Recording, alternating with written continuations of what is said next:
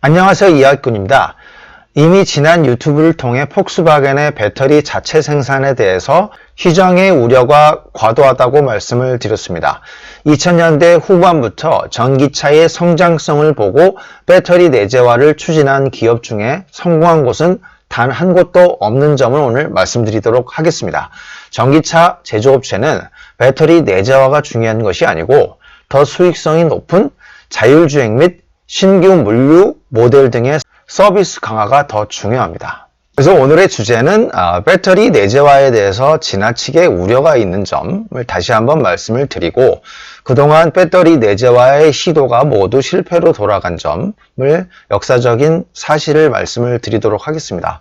마지막으로 스마트카 시대가 되면 배터리 내재화보다 훨씬 수익성이 높은 서비스 업종이 중요하게 될 것임을 말씀드리겠습니다.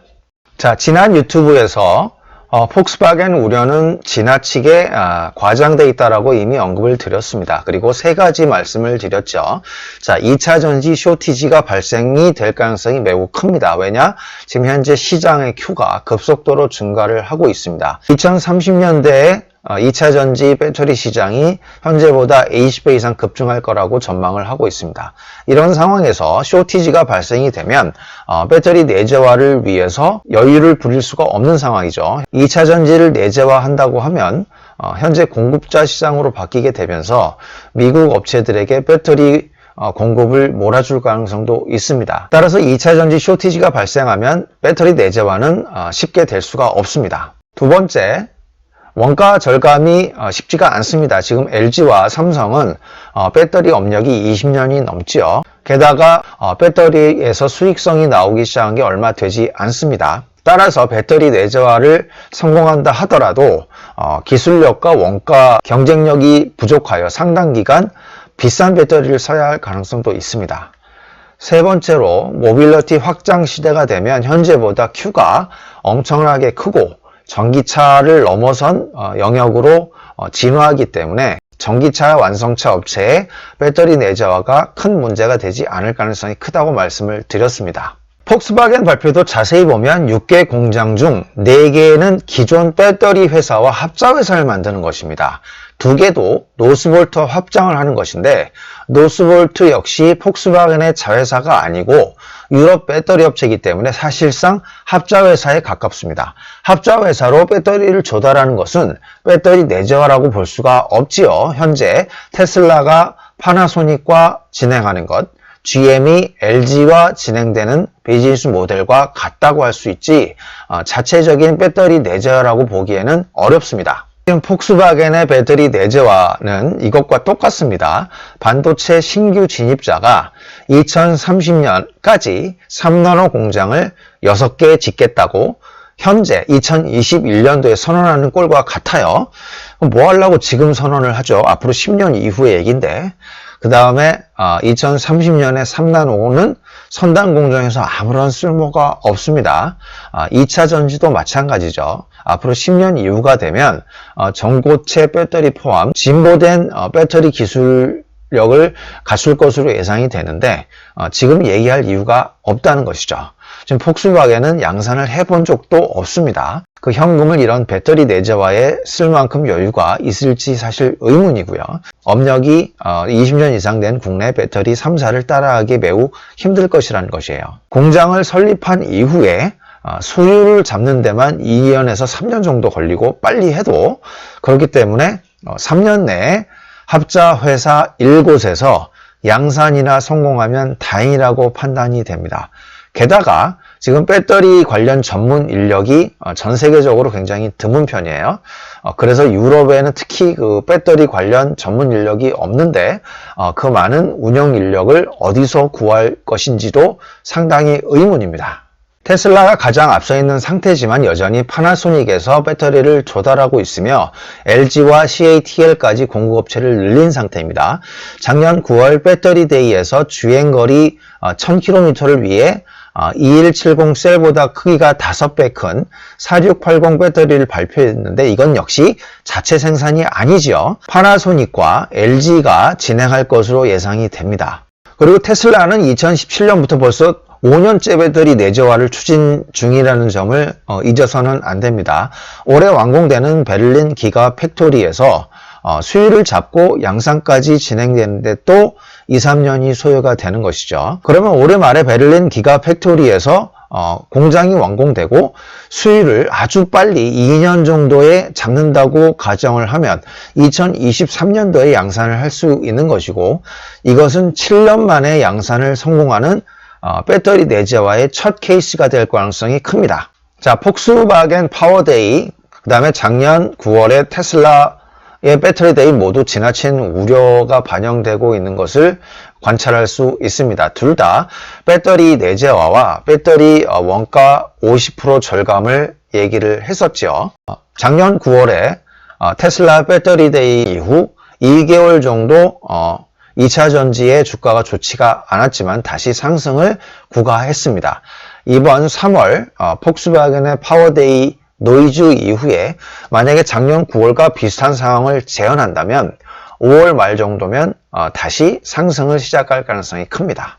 자, 지금부터는 배터리 내재화가 얼마나 어려운지, 완성차와 관련 부품업체들이 배터리 내재화를 성공한 역사가 없다는 점을 간략히 보도록 하겠습니다. 자, 첫 번째 보쉬입니다. 보쉬는 2008년부터 2012년 삼성 SDI와 배터리 합작사인 SB 리모티브를 운영하며 유럽에서 가장 빠르게 움직였습니다. 2030년까지 전기차 배터리 시장 점유율 30%를 목표로 하였으며 2013년부터 배터리 내재화를 위해 삼성 SDI와 결별하고 자체 생산 준비를 한 것도 매우 폭스바겐과 유사합니다. 그러나 연간 6,600억 원 투자한 배터리 기술 연구를 2018년 2월에 중단을 하고 5억 유로 투자한 배터리 개발 합작사인 리튬 에너지 앤 파워를 해산하였으며 2015년 인수한 미국 전고체 배터리 스타트업인 SEO도 매각하면서 배터리 자체 생산에서 완전히 철수하였습니다. 다음은 다임러입니다.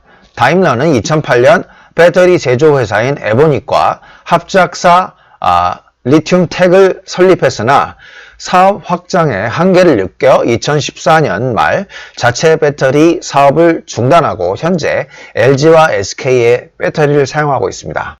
디터 제체 다임러 CEO는 우리는 최고의 배터리를 가졌지만 다른 회사 제품과 차이가 거의 없었고 비용도 너무 많이 들었다면서 배터리 자체 생산 포기에 대한 이유를 설명하였습니다. 다음은 BMW입니다. BMW는 내재화하지 않겠다고 이미 선언을 했지요. 최근에도 자체 생산 계획이 전혀 없다고 다시 한번 밝혔습니다. BMW는 폭스바겐이나 다임러 그룹에 비해 상대적으로 생산 규모가 더 낮기 때문에 배터리 내재화를 더 할 수 없는 형편이라고 할 수 있겠습니다. 다음은 닛산입니다. 닛산은 2017년 8월 NEC와 설립한 배터리 합작사 ASEC 및 미국, 영국의 배터리 공장 및 일본 연구개발 조직 모두를 중국 사모펀드인 GSR 캐피탈에 매각하였습니다. ASEC의 배터리를 닛산 전기차 리프에 탑재하기도 했지만 지금 완전히 철수한 상태입니다. 토요타는 전고체 배터리를 장착한 전기차를 올해 2021년 말에 시제품을 공개하겠다고 했으나 아직 실체가 없습니다. 연간 1천만 대 이상 구매하는 빅2는 폭스바겐과 토요타입니다. 그러나 토요타는 순수 전기차의 대응이 느려 위험한 상태입니다. 토요타는 전고체 배터리를 직접 생산해 전기차에 장착하겠다고는 했으나 현재 실체가 없으며 기술 파트너와 양산을 어떻게 할지 전혀 계획을 발표하지 않고 있습니다. 토요타가 선언한 2023년 전기차 양산은 쉽지 않아 보입니다. 현대차는 배터리를 수년간 연구했지만 전고체 배터리 전까지는 직접 생산하지 않을 가능성이 큽니다. 왜냐하면 현금 보유량이 비교적 많지 않은 편이며 한국 배터리 3사 및 중국과 인접해 있어서 배터리 수급에 유리합니다. 보스턴 다이나믹스 인수 등을 통해 UAM 등 뉴 모빌리티를 추진하고 있습니다. 따라서 배터리 내재화에 투자할 현금보다는 이러한 UAM 등 뉴 모빌리티에 투자를 더 할 것으로 예상이 됩니다. 완성차의 내재화 시도는 배터리가 없으면 결국 전기차 껍데기만 제조한다는 위기감 때문입니다. 자, 지금부터는 스마트카 시대에 대해서 말씀을 드리겠습니다. 스마트카 시대는 기존 자동차 업계를 완전히 바꾸게 돼 있어요. 첫 번째, 전기차 제조보다는 스마트카 서비스업이 이익률이 높습니다. 기기적인 측면에서는 전기차와 확장된 모빌리티 기기들의 융합이 이루어질 것으로 보입니다. 그 다음에 자동차 중심에서 자율주행 및 IoT, 즉 주변 사물과 모두 소통하는 그런 단계로 갈 것입니다. 매우 미세한 모터 컨트롤이 필요합니다. 따라서 약전을 활용한 전기차로 갈 수밖에 없는 상황이고, 자율주행 스마트카로 진화될수록 기존 내연기관이 전부 전기차로 교체될 수밖에 없는 운명입니다. 산업적인 측면에서는 초기 미국 회사에서 현재 독일과 일본 회사가 앞서 있으나 향후는 기존 완성체 업체뿐만 아니라 차량 공유 업체, 빅데이터로 무장한 팻맹과 같은 플랫폼 회사들도 뛰어들면서 산업 구조가 완전히 재편될 가능성이 큽니다. 기존 전기차 판매뿐만 아니라 자율주행 등 소프트웨어 판매, 구독 서비스, 차량 내 인포테인먼트 판매, 수수료, 광고, 그리고 차량 공유 비즈니스 모델 또는 로봇 택시와 스마트 물류 사업 등을 서로 융합하고 연계하여 진화될 예정입니다. 자율주행 스마트카로 공유 비즈니스 모델을 확장하면 현재 평균 10% 승용차 가동률을 10배 이상 상승시킬 수 있습니다. 신차 판매보다 차량 내 서비스 수익이 훨씬 커지는 임계점이 미래 어딘가에 다가올 예정입니다. 지금 전기차 배터리보다 훨씬 더 큰 서비스업 시장이 성장 중입니다. 지금 폭스바겐 노이즈로 인해서 투자자들이 훨씬 더 큰 미래 트렌드인 스마트카를 잠시 잊어먹고 있는 게 아닌가 판단이 됩니다. 배터리 시장보다 훨씬 큰 자율주행 스마트카 에코시스템이 형성되고 있는데 현금을 배터리 내재화에 쓴다는 것은 현명한 선택이 아니죠.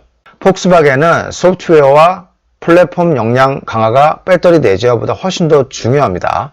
실제 지금 ID3 제품 출시 이후 운영 체계 문제로 일부 기능이 동작하지 않는 것으로 알려져 있습니다. 자율주행을 위해서는 매우 미세한 모터 컨트롤이 필요하기 때문에 테슬라는 3세대 모터까지 진행을 하고 있습니다. 전용 SoC를 통해 통합 플랫폼도 테슬라는 진행을 하고 있습니다. 지금 폭스바겐은 인재 플랫폼에 대해서 적용을 하기 시작했고, 모터 기술과 전용 SoC를 통한 플랫폼 역량 강화는 시작을 하지도 않은 상태입니다. 그래서 폭스바겐은 과도한 현금 흐름을 배터리 내재화보다는 이러한 부분에 투자를 해야 된다고 판단합니다. 자율주행 스마트카 시대가 되면서 경쟁 구도는 매우 다변화됩니다. 기존 자동차 완성차 업체가 독점하던 시장 구도에서 제조 기술을 가진 자동차 디지털 기기, 스마트폰 등을 생산하는 기업, 그 다음에 고객과 차량 이동 데이터를 가지고 있는 차량 공유 플랫폼 기업, 그 다음에 자율주행 기술과 빅데이터로 스마트카에 진출하려는 빅테크 기업이 모두 자율주행 스마트카의 플레이어입니다.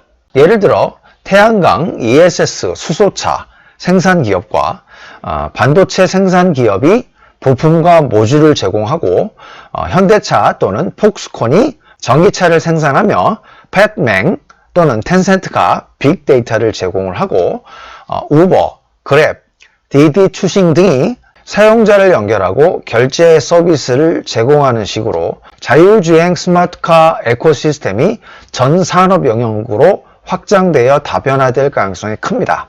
지금까지 폭스바겐의 배터리 내재화는 합자 회사 형태에 불과하며 지난 10년간 배터리 자체 생산을 추진해온 완성차 기업 또는 완성차 부품 업체들은 단 한 군데도 성공한 곳이 없다는 점을 말씀을 드렸습니다. 미래로 볼 때 자율주행 스마트카 시대로 진화할 경우 배터리보다는 서비스업의 훨씬 수익성이 높고 지금 현재 전기차 포함 에코시스템은 부가가치가 높은 서비스 업종에 투자를 해야 될 것으로 판단이 됩니다. 감사합니다.